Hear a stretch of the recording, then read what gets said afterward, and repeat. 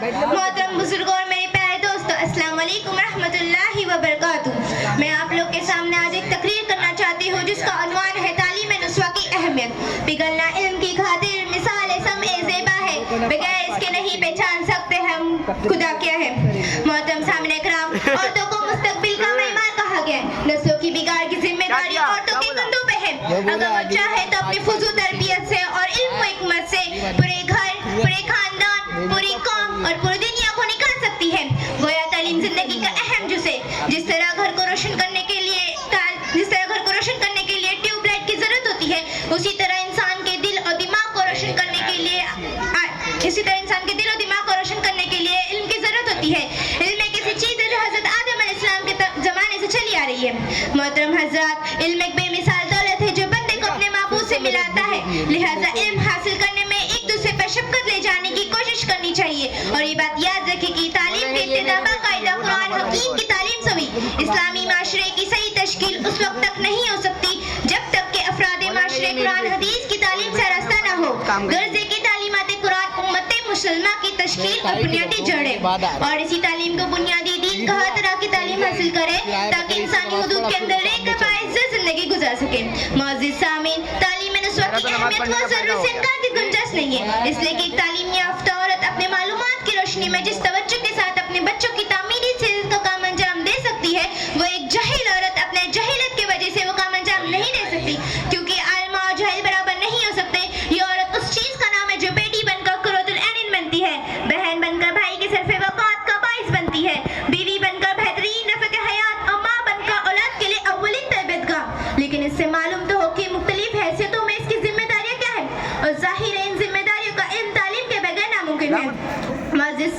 معزز سامعین، عورتوں کے لیے تعلیم اتنی ہی ضروری ہے جتنی مردوں کے لیے، بلکہ یہ کہا جائے کہ عورتوں کے لیے تعلیم مردوں سے زیادہ ضروری ہے۔ درسگاہ اولیہ گوشی مادر میں بچوں سے پہلے ماں کو تعلیم دیجیے، کیونکہ ماں کی گود ہی بچوں کی پہلی درسگاہ ہوتی ہے۔ اگر اس کی پہلی درسگاہ اچھی نہ ہوئی تو بعد کی درسگاہ اس پہ اچھا اثر نہیں ڈال سکتی۔ یہی بچے مستقبل کا معمار بنیں گے، ان کے کندھوں پہ قوم کی ذمہ داریاں ہوگی۔ اس لیے ضروری ہے کہ ماں تعلیم یافتہ ہو، اس لیے کہ بچے ماں کی گود سے ہی اپنے اندر اچھے برے اخلاق کو جذب کرتے ہیں، اور یہی سے ان کے دل اور دماغ میں ایسی نقوصی ثبت ہو جاتی ہے جو آخری وقت تک ختم نہیں ہوتی۔ جس طرح دنیا کی سب سے بڑی بدبختی جہالت ہے، اسی طرح دنیا کی سب سے بڑی نیک بختی جیور انسان راستہ ہونا ہے۔ اس لیے کہ ایک تعلیم یافتہ عورت، چاہے وہ ٹیچر ہو یا مل کے کھانے، اپنے شعبے کے کردار کو بہتر سے بہتر بنا سکتی ہے۔ ایک اجتماعی، خاندانی اور معاشرتی زندگی میں عورت کی اہمیت اس سے زیادہ بڑھ جاتی ہے، کیونکہ کسی بھی خاندانی یا معاشرے کا وجود اس کے بغیر ممکن نہیں ہے۔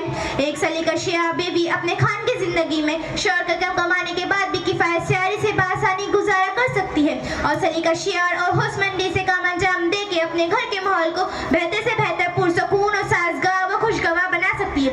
دنیا یہی سمجھتی کہ عورت جسمی اور فطری طور پہ کمزور ہے، لیکن یہ بھی حقیقت ہے کہ صنف نازک ہونے کے بعد بھی اس نے جب بھی کبھی اسلامی شروع حاصل کیا اور خدا سے اپنے تعلقات کو مضبوط کر کے اپنے شخصیت کی تعمیر کی، تو اس نے مختلف مواعظ و صلاحیتوں کی دریا کو اور زمانے کو شان انقلاب سے ہمکنار کیا۔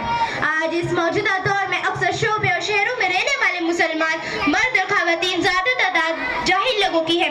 دور حاضر میں بربادی کا امٹا و سلام ہماری نوجوان نسل کو جس تیز رفتاری کے ساتھ بھائی لے جا رہا ہے، اس کے ذمہ دار ہم خود ہیں۔ عورت کی تعلیم اور تربیت کا غفلت کا نتیجہ ہے کہ آج بچے آوارہ اور تعلیم اور تربیت کے تحت لاپرواہ نظر آ رہے ہیں۔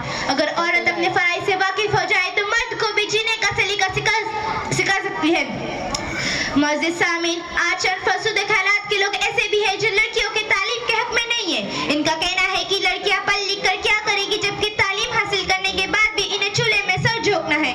تو ہم بھی کہاں اس بات سے انکار کر رہے ہیں؟